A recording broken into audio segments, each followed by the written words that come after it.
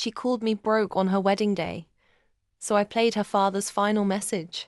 They say a mother's love is unconditional until it's betrayed. I raised my daughter with dignity, modesty, and the values her late father died protecting.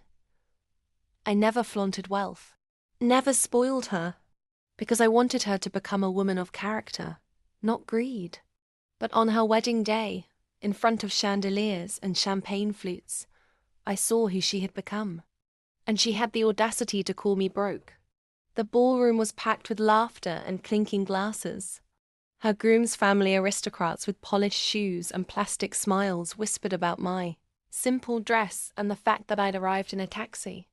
I didn't care, until I overheard my own daughter giggling at the head table. She couldn't even afford a proper gift, she sneered, sipping champagne. What do you expect? She's just a poor old widow living off scraps. Her in-laws chuckled politely. At least she raised you well, one said. She rolled her eyes. Please, I raised myself. That's when I stood up, glass in hand, smile unshaken, heart cold. May I say a few words? I asked. The room hushed.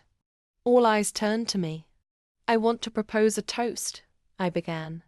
To my daughter, the bride. You've grown into a stunning woman. Beautiful, ambitious, sharp-tongued, and even sharper-witted. I let that hang. Then I pulled out a small speaker from my purse. One thing your father and I always agreed on. A child's character is forged by truth. And on the eve of his passing, he left behind something. Just in case you forgot who you are. I hit play. His voice filled the room. Sweetheart, if you're hearing this, it means your mother felt it was time. We never told you about the fortune, not because we didn't trust you, but because we wanted you to live a life of purpose. But now you must know, the family trust holds $86 million. You are the sole heir. If and only if you remain humble, kind, and grateful to your mother. If not, everything goes to charity.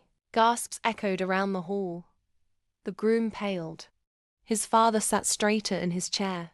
But I wasn't done. I looked her dead in the eyes. Unfortunately, darling, I've just updated the will.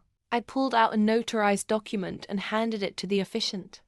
As of this morning, due to your recent revelations, the inheritance will now be split half to women's education funds worldwide, and the other half to foster homes. Her mouth dropped open. Her hands trembled. You always thought I had nothing, I said softly. Turns out, I just had enough decency not to spoil you. She didn't say a word as I walked out of that ballroom. But I didn't need to hear anything. The silence was enough. Love that twist? You won't believe the next one. Real-life inspired tales of karma, betrayal, and sweet strategic revenge. Hit that subscribe button and ring the bell because justice never goes out of style.